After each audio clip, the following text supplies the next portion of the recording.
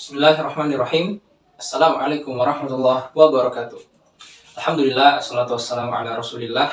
Pada episode kali ini, kita akan membahas tentang siapa saja sih motivasi saya atau figur yang menjadi inspirasi saya sehingga waktu di bangku sekolah, pas mau lulus dari SMA, saya memilih pendidikan matematika untuk menjadi tempat belajar di perguruan tinggi gitu. Jadi kalau kita kilas balik, untuk episode 4 kali ini kita akan kilas balik ke waktu saya SD. Waktu saya SD, karena saya berada di Makassar dan di rumah saya itu sekelilingnya, kiri, kanan, depan, itu rumah dari tante-tante saya, dan semuanya membuat rumahnya itu ada kamar kosnya gitu. Dan salah satu mahasiswa dari tante saya yang ada di sebelah kanan rumah saya, namanya Kak Evi, itu menjadi mahasiswa yang paling sering saya minta tolongi untuk belajar matematika. Jadi kalau misalnya ada PR waktu SD, itu kadang saya bertanya ke Kak Evi. Kak Evi ini orang Sopeng ya.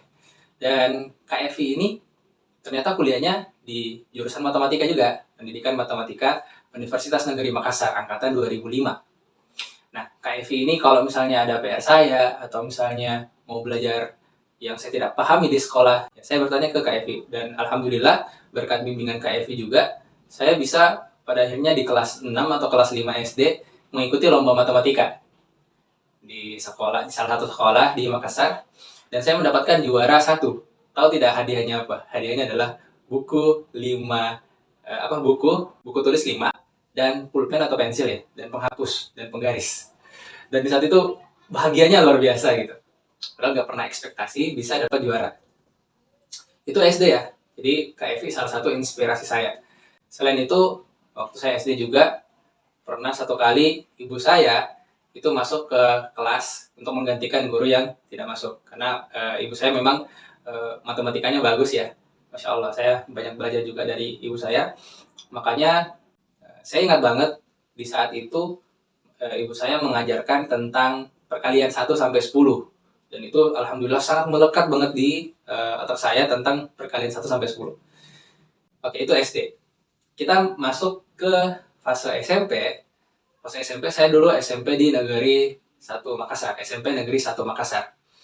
Tadi SD Negeri 1 Parangtambung.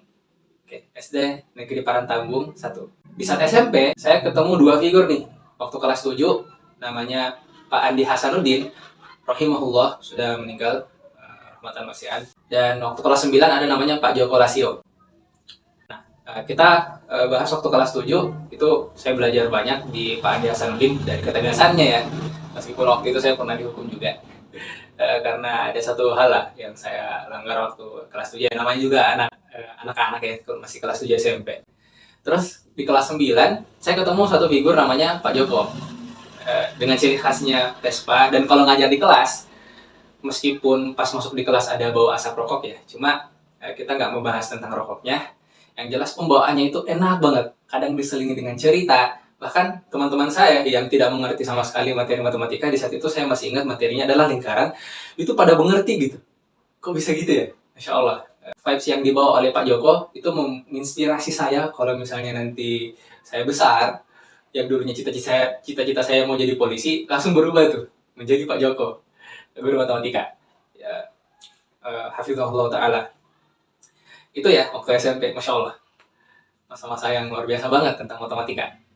Kalau kita masuk ke fase berikutnya yaitu SMA, saya ketemu lagi 2 figur guru matematika. Yang pertama, tante saya sendiri, namanya Ibu Mas Rawati. Biasanya dipanggil Ibu Memes. Cara ngajarnya enak banget, lembut banget. Kalau misalnya ngajar, setelah kita diinstruksikan baca buku sambil beliau menjelaskan juga, kita latihan soal di buku paket. Habis itu kadang juga kita disuruh naik ke papan tulis untuk mengerjakan soal. Dan soal-soal yang dipakai juga soal-soal yang mudah dihitung gitu. Makanya kita alhamdulillah bisa lebih paham konsep matematika di saat beliau mengajar. Dan saya masih ingat waktu SMA yang saya alhamdulillah sering dapat ranking 1, ranking 2, dan bahkan di akhir di akhir fase saya di SMA, saya mendapatkan ranking 3 umum, alhamdulillah. Dan ya balik lagi ke Bu Memes tadi, itu satu. Yang kedua, ada juga namanya Pak Kamo. Pak Kamo hafizahullah ta'ala. Beliau mengajar di kelas 12 di SMA Negeri 2 Makassar, dan apa ya, ciri khasnya yang kayak logat ke Jawa-Jawaan gitu, cuma pemahaman konsepnya dalam banget. Jadi kita betul-betul diajari konsep, bukan hanya menghafalkan saja, tapi betul-betul paham nih. Makanya dari ke 6 figur tadi, Kak Evi, ibu saya, siapa? Pak Adi Hasanuddin, rahimahullah, Pak Joko Lasio, Ibu Memes, dan Pak Kamo. Saya pun di saat itu berpikir ya, kenapa tidak saya ngambil pendidikan matematika aja, jadi guru seperti mereka gitu. Ya. Meskipun ibu saya bukan guru, cuma ya mengajar di rumah kan, mengajari saya dengan adik saya. Tahu tidak, waktu saya ranking 3 umum, ranking 1 umum sampai ranking 5 umum di angkatan saya, itu diberikan jatah jalur undangan SNMPTN dulu ya, atau sekarang jalur prestasi SNBP. Di tahun 2015 itu kami dapat jatah lolos di Universitas Hasanuddin kedokteran. Bayangkan, kedokteran. Tapi ranking umum satunya namanya Jihan, panggilannya JJ, dan saya ranking umum 3, itu kami tidak ngambil jatah tersebut. Kami justru memberikannya ke ranking umum yang ke-6 dan ranking umum 7.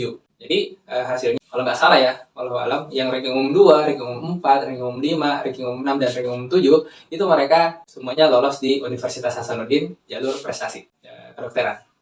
Adapun Jihan tadi, JJ, yang ranking umum 1, itu masuk di Universitas Brawijaya, memanfaatkan jalur prestasi. Sedangkan saya memilih pendidikan matematika di Universitas Negeri Makassar untuk jalur prestasi. Alhamdulillah. Jadi 6 figur ini Masya Allah, luar biasa. Ditambah lagi di saat saya kuliah, yang seperti saya pernah bahas di episode 1, episode 2, dan episode 3, ada beberapa figur dosen yang menjadi inspirasi saya untuk teguh, terus-menerus konsisten dengan cita-cita saya menjadi seorang guru. Gitu. Dan pada akhirnya, Alhamdulillah, pertama kalinya saya mengajar betul-betul di sekolah, bukan penelitian dan sebagainya, tapi betul-betul mengabdi adalah di SMA Negeri 2 Makassar, sekolah saya dulu. Saya mengajar di sana lebih kurang 3 semester. Di saat itu masih peralihan ya, 2021 di semester genap. Saya masih ingat bulan Januari, itu saya masuk lewat Zoom. Bayangkan, karena kan waktu itu masih PSBB ya, jadi kita belum ada tatap muka, masih pembelajaran jarak jauh. Dan di saat itu tantangannya luar biasa. Untuk meminta siswa itu on cam saja itu susah banget. Apalagi pada saat mereka on cam tapi nggak ada di tempat. Pokoknya banyak tantangan lah lika-liku di saat semester pertama saya ngajar di SMA Negeri 2 Makassar. Tapi pas masuk di semester kedua saya mengajar, tepatnya tahun ajaran 2021-2022, itu sudah mulai hybrid. Ada yang datang ke sekolah, setengahnya online. Dan semester genap tahun ajaran tersebut, tepatnya ke semester ketiga saya mengajar, itu sudah betul-betul full offline. Cuma qadarullah, kontrak saya di SMA Negeri 2 Makassar cuma sampai 3 semester saja. Dan pada akhirnya saya nyari-nyari sekolah. Akhirnya sempat ngajar 2 pekan di SMA Islam Atira di Bukit Baruga, Hantang. Dan itu cuma 2 pekan. Dan setelah itu, beberapa hari setelah ngajar di SMA Atira, saya keterima di Albina Islamic Boarding School yang saya tempati sekarang mengajar. Jadi poin dari episode keempat kali ini adalah, alhamdulillah di perjalanan hidup saya menemukan figur-figur tadi yang menjadi inspirasi saya. Dan tentu saja teman-teman sekalian yang menonton ini pasti punya figur-figur tersendiri juga yang menjadi inspirasi. Saya yakin itu. Dan ya semoga motivasi lah untuk kalian mengejar cita-cita kalian. Dan dibalik dari semua figur tadi yang saya sebutkan, figur yang paling utama yang menjadi inspirasi adalah setelah saya mengenal sunnah adalah Rasulullah Muhammad SAW. Itu betul-betul menjadi suri tauladan yang nomor 1 untuk saya pribadi. Dan yang kedua adalah figur ayah saya. Masya Allah, dari kesabarannya, tempat saya curhat kadang untuk mengeluarkan keluh kesah di saat pulang sekolah. Kadang juga ke ibu sih, cuma ke ayah lebih terbuka lah. Mungkin itu saja ya yang saya bisa sampaikan.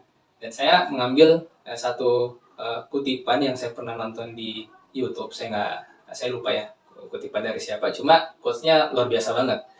Katanya, kalau bisa lulusan terbaik, entah itu S1, S2, dan S3 yang ada di Indonesia atau warga Indonesia yang lulusan di sini atau di luar negeri, pas balik ke Indonesia atau pas lulus, mereka jadi guru itu lebih baik.